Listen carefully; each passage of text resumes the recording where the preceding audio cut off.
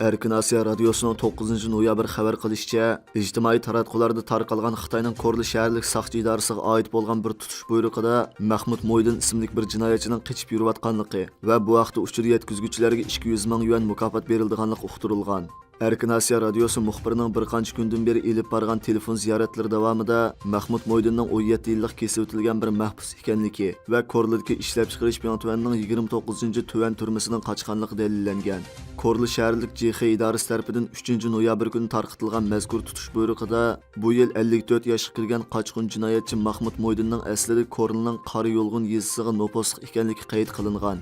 Uqtirishda uning xatarlik jinoyatchi ekanligi tilga ilingan bo'lsa-mu, ammo uning qanday jinoyat o'tkazganligi bayon qilinmagan. Uning qochib yurayotganligi tilga ilingan, lekin qayerdan qochganligi bayon qilinmagan. Uqtirishda yana uning usti besh tasvirlanganda ichiga mahbus kiyimi kiyilganligi bayon qilingan. Korli bozorlik saqchixona xodimining oshkorlashicha, mazkur delo sodir bo'lgani 10 kundan oshgan bo'lsa-mu, ammo jinoyatchining texnik tutilmaganligini, izlashning davom qilayotganligini bildirgan. Qari yo'lg'indagi bir kent amonlik mudirining bayon qilishicha, Mahmud Moydin to'plashib qonunsiz diniy faoliyat bilan shug'ullanish bilan ayblanib, 17 yillik kesib o'tilgan ekan. Mazkur xodim Mahmud Moydinning Korildagi 29 tuvan turmasi jazo muddati o'tayotganligini va shu yerdan qochganligini bildirgan. Yuqorqi uchurlarda Mahmud Moydinning Sharq Turkistonda 2017-yili boshlangan cho'ng tutqunda tutilganligi va ig'ir kesib o'tilgan ham turma ichidagi qabohatlik hayotni ko'rgandan keyin o'zini o'limdan qutqizishga uringan bir mahbus ekanligi ma'lum. Halbuki uning turmidan o'zi yolg'iz yoki boshqalar bilan birga qochganligi, shundaqli qanday qochganligi hozircha ma'lum emas. Germaniya hukumati davlat bexatarligini ko'zda tutib, Xitoyning bir shirkatining Germaniyadagi o'zak yasash zavodini setib olish talabini rad qilgan. Siyosatchi to'rining 9 noyabr xabar qilishicha, Germaniyaning moliya ministri Robert Habeck Xitoy mablag' solg'uvchilarining Germaniyadagi o'zak zavodini setib olishiga yo'l qo'ymagan. Robert Habeck mundaq degan: "Biz Yevropa ittifoqiga tava bo'lmagan davlatning mablag' solg'uvchilarini Germaniyada savdo qilishdan chekildik. Buningdagi sabab Germaniyaning bexatarligini, shundaqla halqiliq kasblarni qo'g'dash." Xabarda aytilishicha, Xitoyning bir mikroelektronlik shirkati Germaniyaning o'zak yasaydigan Ilmos shirkatini 85 million yevroga sotib olmoqchi bo'lgan. Ilmos shirkati Germaniyadagi avtomobillar uchun o'zak ishlaydigan kichik shirkat bo'lib, Xitoy uni sotib olib, o'zi uchun o'zak ishlaydigan zavodga aylantirmoqchi bo'lgan. Germaniya yana Xitoy mablag' solg'uvchilarini Bavariyaga joylashgan Irisi elektron shirkatini sotib olishdan cheklagan. Xabarda ko'rsatilishicha, bu cheklamalar Germaniya bosh ministri Scholz oldingi hafta Xitoyni ziyorat qilgandan keyin o'tirg'i chiqqan bo'lib, Scholzning bu ziyoratidan avval Germaniya Hamburg portining 25% payini Xitoyga sotib bergan. Reuters agentligining xabariga qaraganda, 9 noyabr kuni Amerika Birlashgan Bosh shtab boshlig'i Ukrainada o'ldirilgan Rossiya askarlarining sonining 100 mingdan oshadiganligini mo'ljallagan.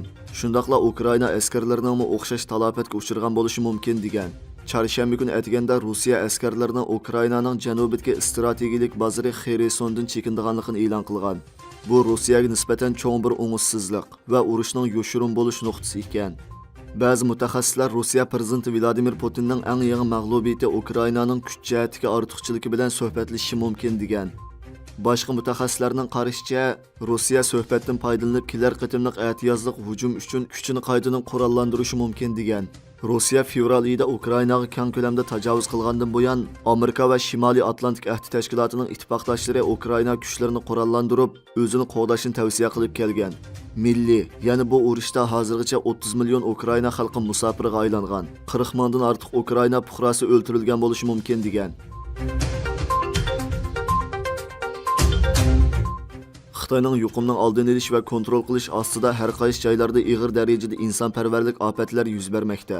Yaqinda Xitoy uchun madihiya o'qiydigan 50 qizil pochoqlarmi Xitoyning yuqumning oldini olish siyosatini tanqid qilgan. Ba'zi Amerika taratqullari Xitoy rahbarlarining tadrijiy etib o'tishini o'ylashayotganligini o'tirib qo'yganligini, ammo nihoyat asta ham aniq bir vaqtda belgilanmaganligini bildirgan. Xitoyning har qaysi joylaridagi qattiq quluplash tadbirlari nurg'un kishilarning yemaklik va dorilardan uzilib qilib, yordam so'raydigan yeri yo'q. Natijada bir qator ichinishli fojialar kelib chiqqan. Xitoy hokimiyatni mustahkamlash uchun har qanday ishni qila oladigan bo'lib, davlat ichidagi uchurlarni qattiq kontrol qilganlikdan yaqinda oshkorlangan o'lim yetimlar faqat oz bir qismi ekan. Natijada kishilarning binodan o'zini tashlashi, o'zini o'ltirib olishi, sarang bo'lib qolishi, vaqti davolanmay o'lib ketish qatorliq ofatlarni keltirib chiqarib, yuqum ahvolidan foydalanib, avomni xohlagancha dafsanni qilib, yuqumning oldini olish nomida xalqni uzun muddat kontrol qilmoqchi ekan.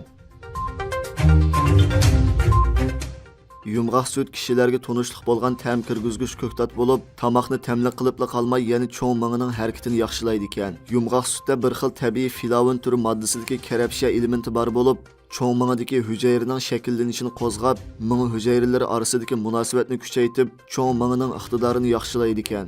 Rio de Janeiro Birlashma Universitetining professori Dr. Stanford Rin tajribaxonada yumg'oq sut tarkibidagi karabsha elementining insonlarning g'ul hujayrasiga bo'lgan ta'sirini sinab qilganda, natijada karabsha elementini qo'shgandan keyin g'ul hujayrasining 25 kunda nevron, ya'ni nerv hujayrasiga aylanganligini bayqagan. Yangi shakllangan nevron orasidagi sinapsis munosabat texnik murakkablashgan. Bu asti tutish va o'rganish iqtidorini mustahkamlaganligini va o'sganligini tushundirdi ekan. Karabsha elementi yumg'oq sut, karabsha, qizilmoch va babuna qatorliq o'simliklardagi bir xil tabiiy filavin turdagi modda bo'lib, bu modda yashanganlardagi divanlik kasali, Parkinson kasali va ilishib qilish kasali qatorliq nerv chekinish kasalliklarini davolashda belgilik foydasi bor bo'lib, tajriba tadqiqotimi karabsha elementidagi filavin moddasi cho'ng ming'ining asti tutish va o'rganish iqtidorini yaxshilashga foydali ekanligini isbotlagan ekan.